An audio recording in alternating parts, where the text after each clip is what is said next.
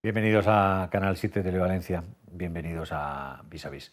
Ya saben que este es un programa de entrevistas en el que siempre tenemos a personajes de actualidad y de interés. Hoy contamos con la presencia de un profesor de la Universidad de Valencia que acaba de presentar un libro y que se llama Nicolás Bas, al que le damos la bienvenida y las gracias por estar con nosotros. Gracias a vosotros. ¿Qué tal, Nicolás? Antes de hablar del Correo de la Ilustración, me gustaría, que es esta novela que ha presentado recientemente con el secretario autonómico de la Consellería de Cultura, Rafael Ripoll, que me explicaras de qué eres profesor en la Universidad de Valencia. Pues yo soy profesor del Departamento de Historia de la Ciencia y Documentación de la Facultad de Medicina, aunque no soy médico, porque la gente, claro, te asocia evidentemente. Yo vengo de la Facultad de Historia, concretamente del Departamento de Historia Moderna, y mis investigaciones siempre han estado centradas sobre todo en el periodo de la Ilustración, en el siglo XVIII. Es complicado ser profesor en una facultad de la que se supone que no tienes los conocimientos que tienen los que allí, lo que están adquiriendo los alumnos. No, porque claro, el Departamento de Historia de la Ciencia y Documentación es un departamento que nosotros hacemos, la docencia es una docencia muy transversal, quiero decir que damos docencia no solo en la Facultad de Medicina, sino en la Facultad de Enfermería, en Farmacia, en el grado de Información y Documentación que está dentro de lo que es la Facultad de Geografía e Historia. Entonces, claro, los profesores que formamos parte del Departamento de Historia de la Ciencia y Documentación, en su mayoría, salvando algunos médicos, son historiadores de origen. Quiere decir que nosotros, claro, porque evidentemente cuando hablamos de medicina tiene algunas asignaturas de historia de la ciencia. Entonces, claro, es nuestro departamento el que se encarga de esa docencia. ¿En qué curso se da vuestra asignatura? Bueno, se da en varios cursos. En medicina normalmente son los primeros cursos. En el grado de Información y Documentación de la Facultad de Geografía e Historia, lo que era la antigua diplomatura de Biblioteconomía y Documentación, damos pues prácticamente desde primero hasta cuarto. ¿Y en enfermería y en enfermería damos también en farmacia, en Burjasot. Es una docencia muy transversal, damos en numerosos grados de la universidad. ¿No les parecerá a los que estudian medicina y enfermería un poco rollo tener que estudiar historia de la ciencia? Pues yo, fíjate, yo creo que siempre se asocia el tema de las asignaturas de historia, asignaturas pues son muy teóricas, pero yo creo que es momento, bueno, ya no lo digo yo, sino ya desde hace años se está reivindicando la necesidad de las humanidades en el sentido amplio de la palabra, la historia, la filosofía, no solo en las ciencias, digamos, de la salud, sino incluso en las ciencias sociales, las ciencias jurídicas, incluso en el mundo empresarial. Yo creo que quizás en este mundo, en esta situación que vivimos actualmente, las humanidades te dan unos valores que yo creo que en los momentos que estamos viviendo son necesarios. Complicado ahora, que con todas las asignaturas que tienen algunas carreras que a lo mejor queráis meterle algunas más, ¿no? Pues ya te digo, se acaba de publicar hace unos meses, se publicó un libro de un profesor precisamente italiano que se llama La utilidad de lo inútil.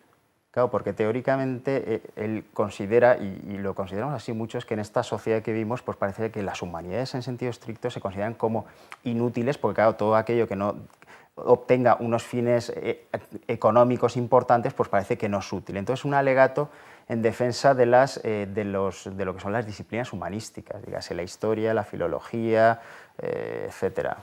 Un profesor como tú, que da clases en diferentes carreras, como todos los profesores, tiene que hacer labor de investigación. Exacto. ¿Por qué?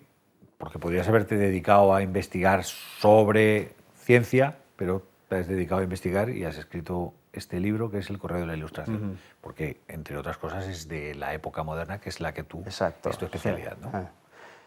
Sí, yo me dediqué a Cabanilles porque ya hace ya varios años, unos 8 o 9 años, tuve la gran suerte, porque para la investigación a veces creemos que la investigación es llegar a un archivo, a una biblioteca y encontrarse el documento y ya a partir de ahí empezar a trabajar. La investigación tiene sus claroscuros, o lo que se podría decir sus dichas y sus durezas. Una dicha es encontrarse la suerte, como tuve yo, de encontrarme el inventario de la biblioteca de Cabanilles y a partir de ahí reconstruir.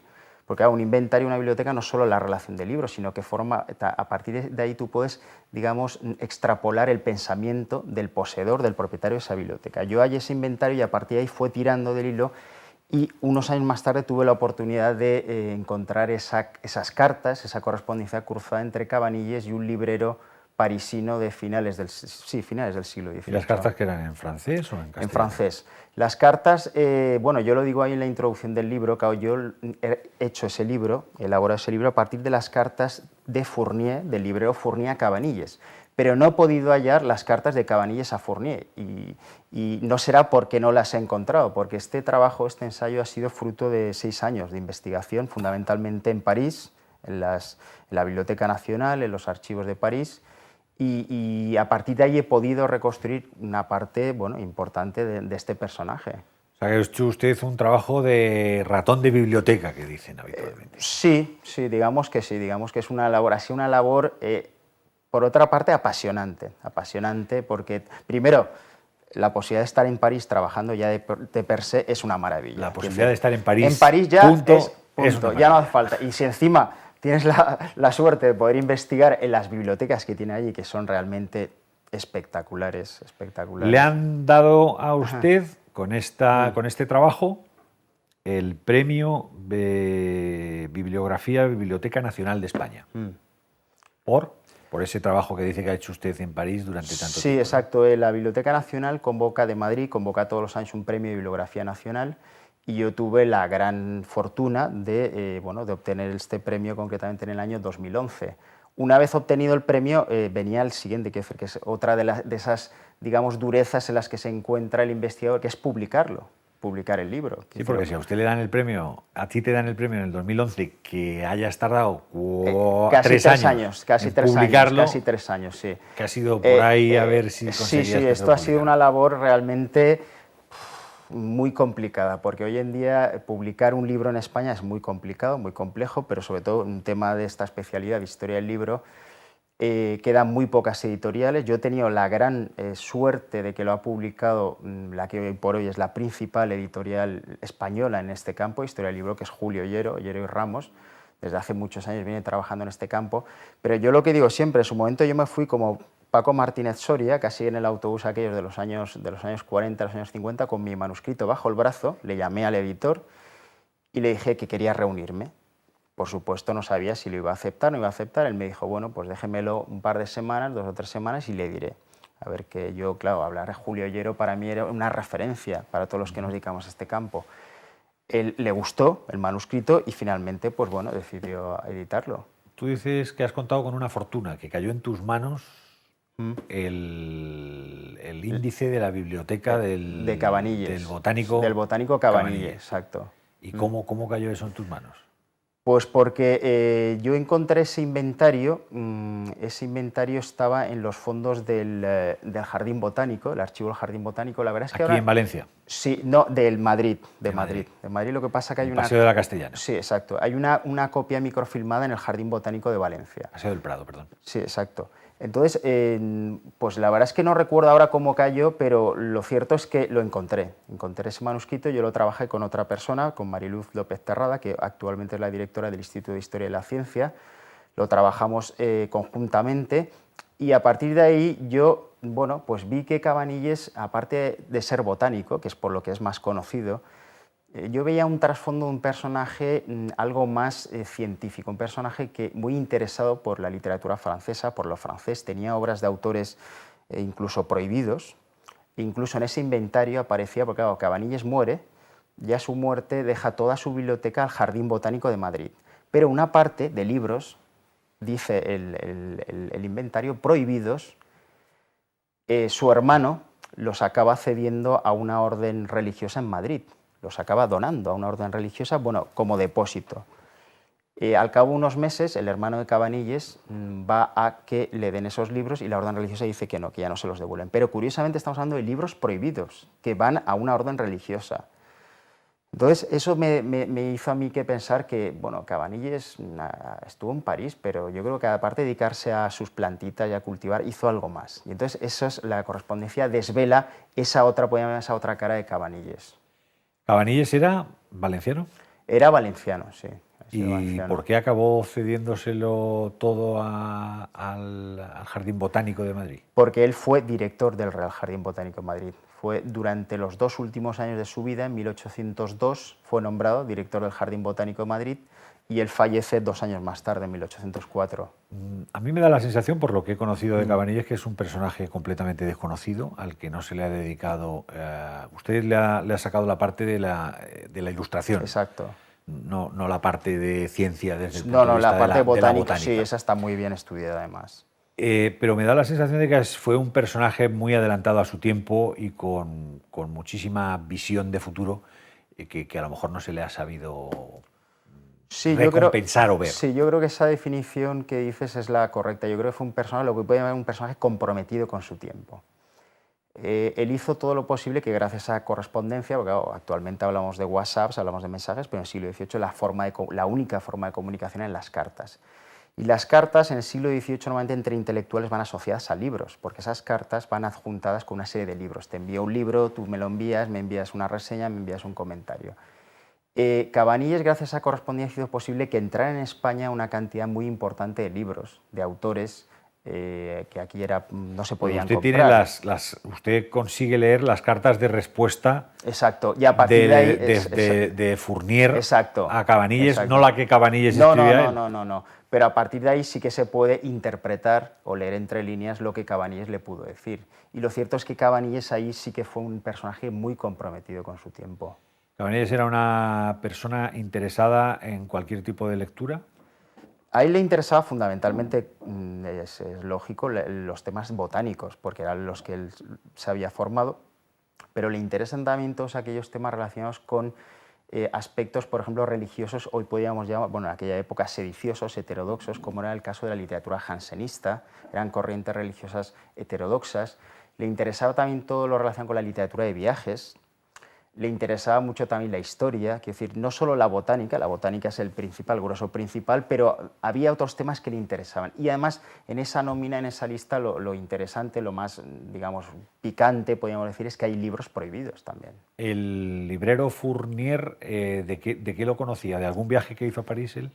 Él lo conocía cuando llega a París, llega en el año 1777, entra, entonces en París estaba como embajador de España el conde de Aranda, y en la secretaría de la embajada habían 2 o 3 personajes, concretamente uno de ellos, el secretario de la embajada, Ignacio de Heredia, que ya tenía amistad con Fournier. Es decir, cuando llega Cabanilles a París, él hereda esa amistad, cultiva esa amistad, la amplía esa amistad, y cuando vuelva a España, en el año 1789, cuando estalla la Revolución, empieza a cartearse, empieza la correspondencia. Y Fournier era como uno de los mejores libreros de París en Fournier aquella época. era, bueno, una de las cosas que también ha descubierto el libro es que Fournier era, prácticamente a día de hoy, la historiografía francesa tenía muy pocas noticias de la existencia de este librero. Es decir, no era un librero conocido en París a día de hoy. Esta correspondencia lo que ha permitido es descubrir a un librero con una faceta diferente, que hasta ahora no se conocía. ¿Y cuál era la faceta de este libro? Pues la faceta es que Fournier, a través de su librería y a través de su catálogo, hizo una tarea de difusión muy importante de toda la literatura francesa en España, en el siglo XVIII. O sea, que utilizaba también a Cabanilles para hacer que se conociera la literatura francesa. Exacto, sí, porque Fournier desde París le enviaba a Cabanilles el catálogo de su librería, y le pedía a Cabanilles que lo distribuyera entre su círculo. El círculo de Cabanilles era un doble círculo. Por una parte estaban los nobles, y cuando hablo de nobles hablo de gente muy relevante de aquella época, por ejemplo la duquesa de Alba, y de intelectuales también muy conocidos en aquellos años, sobre todo intelectuales valencianos. Entonces Cabanilles hacía un poco de correa de transmisión del catálogo de Fournier.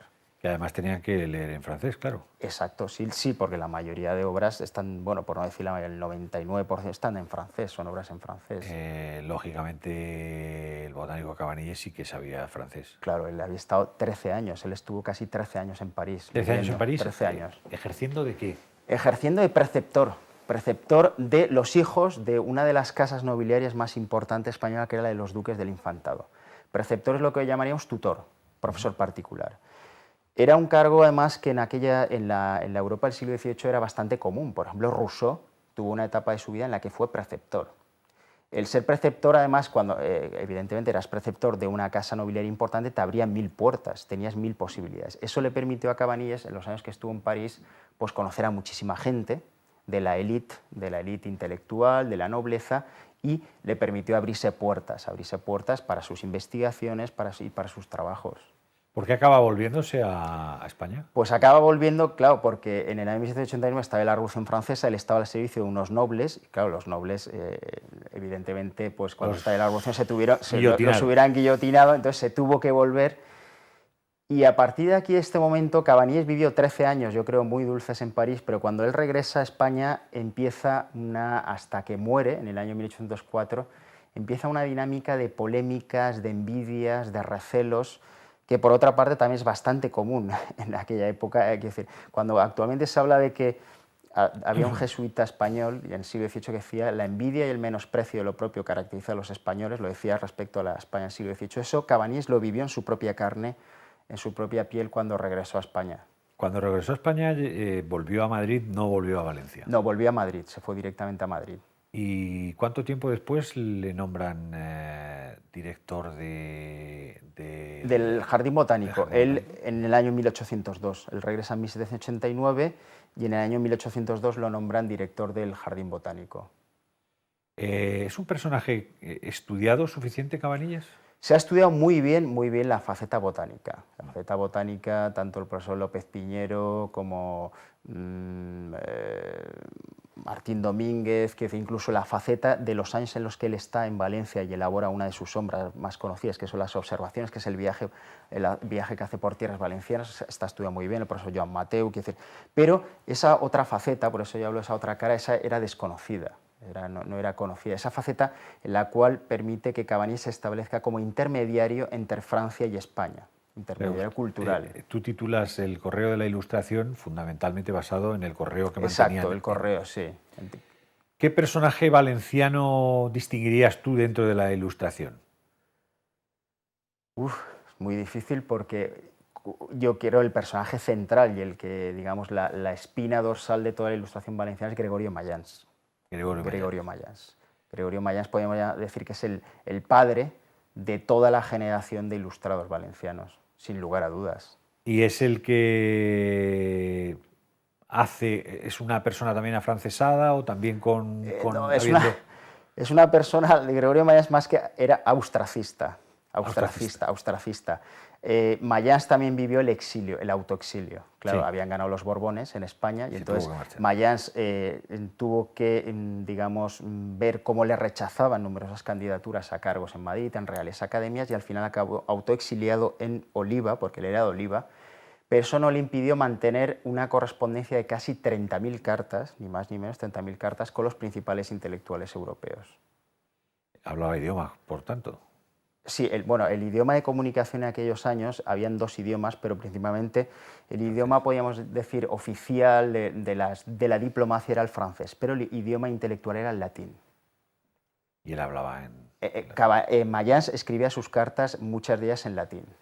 ¿Y Cabanilles? Cabanilles las escribía en castellano. En latín también lo conocía, que él se había formado en filosofía en la Universidad de Valencia, pero sus cartas son en castellano, las pocas que yo he encontrado, y en francés. ¿La especialidad de Mayans cuál era? La especialidad era el derecho, fue catedrático de derecho. Tiene más importancia Cabanilles desde el punto de vista botánico que el propio Mayans, ¿no? No, a ver, es que yo creo que son aspectos diferentes, que decir, cada uno en su género. Pero digamos que la proyección internacional que tuvo Mayans no la tuvo Cabanilles. Mayans fue el primer autor español que fue citado en la Europa del siglo XVIII, concretamente en Alemania. ¿Y sobre qué? Pues en una revista alemana publicada en Leipzig, que se llama Acta Eruditorum, pues sobre sus trabajos jurídicos, porque Mayans era jurista, entonces escribió una serie de trabajos, y fue el primer autor. Y son esas paradojas, esas contradicciones de la historia. Fue el primer autor español citado, el que más hizo por difundir la cultura española en Europa y el que se tuvo que tragar en su propio país acusaciones como las de antiespañol. Bueno, eso ahora está a la orden del día. No, por eso quiero decir que, como podemos ver, aquello que dicen, no, es que no hemos cambiado tanto, quizá han pasado 2 o 3 siglos, pero la historia a veces se repite. ¿Tú crees que la Ilustración ha tenido en Valencia, se ha estudiado lo suficiente o se le ha dado la importancia que ha tenido la Ilustración en Valencia o poco? Sí, yo creo que sí. Yo creo que la ilustración quizás es una de las líneas de investigación que más se han trabajado y más se están trabajando, concretamente en la figura de Mayans. Ahora, otra cosa es que sociológicamente estos trabajos, bueno, pues se difundan o lleguen a la ciudadanía como a los investigadores, a los historiadores en general nos gustaría. Eso es diferente, pero eso nos llevaría ya a temas de lectura, no lectura, pero sí, yo creo que sí, quizás una de las líneas más investigadas. ¿En qué está ahora Nicolás trabajando como investigador? Pues ahora estoy trabajando sobre la presencia del libro español, que ahora he trabajado un poco el intercambio entre Francia y España, y ahora quiero, he trabajado un poco la presencia, por así decirlo, de los franceses en España, a través de esta correspondencia. Ahora quiero al revés, ahora estoy trabajando sobre la presencia del libro español en la Europa del siglo XVIII, fundamentalmente en Francia y en Reino Unido. La etapa francesa ya la he acabado, y la inglesa, pues estoy en ello. ¿Y qué escritores había? Pues fundamentalmente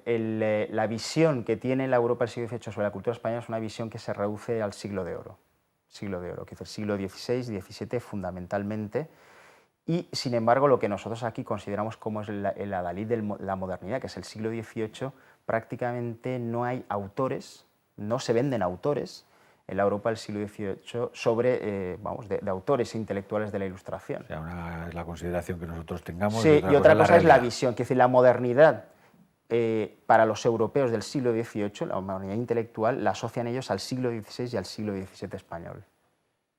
Pues enhorabuena por su libro, ya que te ha costado 3 años seis años escribirlo y 3 años poder editarlo. 6 años escribirlo y 3 poder editarlo. 6 años escribirlo, Sí, madre mía. Bueno, escribirlo, que dice todo el proceso de elaboración, de archivo, de documentación. Sí. ¿Cuántas veces has tenido que ir a París? Pues la verdad es que yo el otro día lo calculé, pues cerca de unas 40 veces. 40 veces. Sí, con estancias a veces largas. Sí. ¿Y de cuánto tiempo? Pues a veces estancias cortas, he asistido también en seminarios en l'École de París, que he estrechado amistad con la gente de la universidad, a veces estancias más largas pues de 2 meses, pero normalmente han sido estancias puntuales, pero claro, sí que han sido muchos viajes. Bueno, París bien vale una misa, ¿no? Sí, por supuesto. A nuestro invitado siempre le despedimos con una canción que nos pide. Tú nos has pedido esta que suena. Paolo Nutini. Paolo Nutini. Candy. ¿Y quién es Paolo Nutini? Paolo Nutini es un cantante poco conocido. Yo creo que es, si no recuerdo mal, es escocés. Es un cantante joven de unos 30 años. Y bueno, pues esta es una canción que a mí me trae muchísimos recuerdos, buenos por supuesto, pero bueno, demuestra un poco esa vitalidad, esa jovialidad que yo creo que necesita hoy en día la sociedad, ¿no? Y el fundamento de que te enganche Paolo Nutini es eso, la jovialidad. Sí, transmite yo creo que vitalidad. Pues vitalidad necesita uno para dedicarse a la investigación y 6 años de su vida dedicarles al correo de la Ilustración. Nicolás, ha sido un placer tenerte con nosotros y como siempre ha sido un placer estar con todos ustedes aquí en Canal 7 Televalencia. Ya saben, el correo de la Ilustración seguro que les puede interesar. Hasta muy pronto.